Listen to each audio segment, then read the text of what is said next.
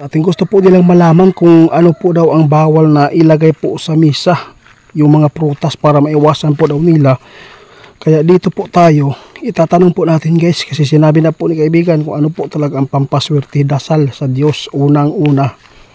At saka po, yung sinabi ko dito na may bunga. Kaya lang, nahirapan kami maghanap nito kasi isang taon, isang bisis lang po yan makapagbunga.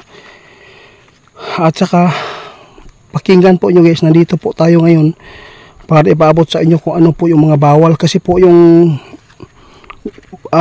prutas po ng mga bilog parang simbolo po daw ng pagulong-gulong lang po daw yung hanap buhay mo. Kaya yun po daw, baka daw makapag lagay po sila doon sa misa na mga bawal. Kaya dito po tayo kung mayroon ba bawal po na ihanda sa misa para sa darating po na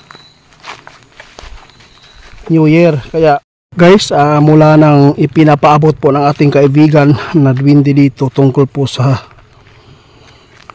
ilalagay po sa misa kung tayo po ay sasalubong po sa New Year. Ngayon po marami po nagtatanong kung ano po ang bawal po daw ihanda sa misa na mga prutas, kasi may nagsabi bawal po daw ilagay po yung rambutan at saka yung mga bilog na mga prutas tulad po ng buongon, apple, malas po daw yan guys. Yun po ang nag-chat po sa atin. Gusto po nilang malaman kung ano po daw ang bawal na ilagay po sa misa, yung mga prutas para maiwasan po daw nila. Kaya dito po tayo, itatanong po natin guys, kasi sinabi na po ni kaibigan kung ano po talaga ang pampaswerte, dasal sa Diyos unang-una. At saka po, yung sinabi ko dito na may bunga. Kaya lang, nahirapan kami maghanap nito kasi isang taon, isang bisis lang po yan makapagbunga. At saka, pakinggan po nyo guys, nandito po tayo ngayon para ipaabot sa inyo kung ano po yung mga bawal, kasi po yung prutas po ng mga bilog parang simbolo po daw ng pagulong-gulong lang po daw yung hanap buhay mo. Kaya yun po daw, baka daw makapag lagay po sila doon sa misa na mga bawal. Kaya dito po tayo kung mayroon ba bawal po na ihanda sa misa para sa darating po na New Year. Kaya gusto yung mapanood yung katotohanan dito guys. Ulitin ko, walang makapagbibigay na swerte sa buhay kundi sumunod sa utos ng Diyos. Unang una, laging magpasalamat, magdasal, no? At saka lagi pong gumawa po talaga ng kabutihan. Kung ano man yung ipinautos po ng ating Panginoon, yun po ang ating susundin. Kasi kung sinabi po ng kaibigan po natin mga Dwindi dito, ito po yung pampaswerte, maganda din, no, na tugunan natin, no? Wala lang pong mawawala dito kung ito yung ano natin. Hindi ko naman po lahat po ng mga tao makapanood dito, no, maglagay kayo para lang swertein. Hindi po, aanhin mo naman yung nilagay mo kung di ka naman sumunod, di ba? Walang biyaya pa rin yan, kasi po ang nagbigay ng biyaya yung Panginoon. Kasi may maraming mga followers ko guys na mula narinig po nila yung ipinapaabot ni kaibigan na mayroon po silang inihanda noong napampaswerte doon sa kanilang kaharian. Ito po yung na-share po ni kaibigan, no? Kadalasan po talaga yung mga baging po. Ngayon, gusto nilang malaman, Tay, Syoto, kaya nandito po ako ngayon, no? Gusto po nilang malaman kung ano po daw ang bawal na ilagay po sa misa, kung mayroon bang prutas na hindi maganda. Kaya nandito po ako. Sana po mapakinggan po nyo ngayon guys. Sana po nandito sila. Tay, Syoto, Syoto, si tatay.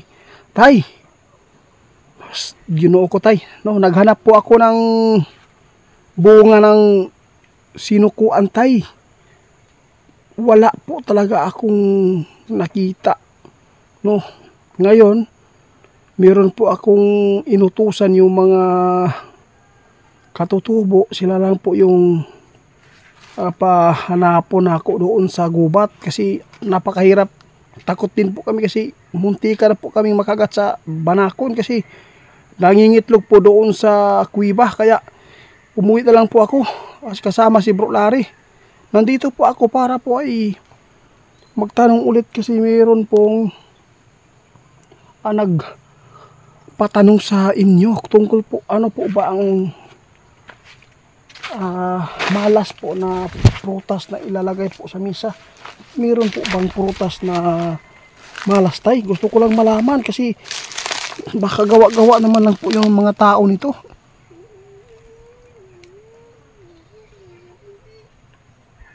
Ulitin mo, tay, hindi ko marinig. Ay nako naman, ang tao talaga. Sa lahat po na nagpatanong, no, tungkol po sa prutas na mayroon daw malas. Sabi po ni tatay, ni Shoto, guys, walang prutas na malas. Yun po ang totoo, walang prutas na malas na ilalagay sa misa. No? Kasi po yung mga prutas na ilalagay po nyo doon, hindi naman po yan pangpaswerte, kundi design lang po yan. Para kayo ay sasalubong po ng New Year, meron kayong design po doon sa misa. Kasi pag wala talaga yung mga prutas na mabibili po ninyo sa darating na na New Year, ibig sabihin yan, mahirap po ang hanap buhay ng tao. Yun po ang simbolo. Hindi po yan porkit nakabigay ka nakaalay ka doon sa misa mo na yung mga prutas na pampaswerte. Hindi. Design lang po yan. Walang prutas na nagbibigay po ng swerte. Meron po nagsasabi dito, tay. Kasi ang inahanda po nila yung bilog na yung glass na maputi. Yun po daw nagbibigay po ng swerte. At saka yung gold queen at saka mga candies nagbibigay po daw ng swerte. Totoo po ba yan? Sabi po ni tatay, wag po kayong maniwala na mayroong prutas na nagbibigay po ng malas. Kasi yung prutas na nakikita po natin dito na tumubo dito sa mundo na natin, nakapagbigay po ng tulong sa atin. Swerte yan sa atin. Oo. Pero hindi yan sila nagbibigay ng swerte para sa hanap buhay mo sa sunod na taon. Tama po si tatay, guys. Tay, meron pa nagpatanong, tay. Oo, kasi yung saging daw, bawal po daw na ilagay daw kasi malas po daw yan kasi parang hugis kamay po daw na naghihingi. Grabe naman to, tay. Totoo po ba yan?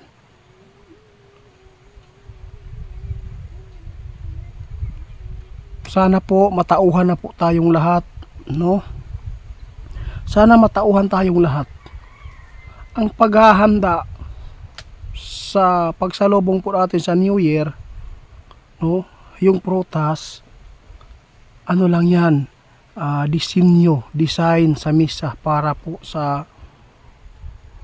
meron tayong naihanda at meron tayong kaya na naihanda. Kasi kapag wala kayong kulang yung pira nyo, hindi po nyo mabubuo po yung kinakailangan po ng uso na mailagay kung ilang piraso na prutas. Kaya sabi po ni tatay, guys, walang prutas na nagbibigay po ng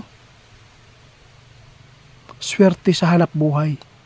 Yung nilagay po nyo sa misa, hindi yan nagbibigay ng swerte. Unang-una, tay, ulitin natin, ano po ang pinaka-dabis po talaga?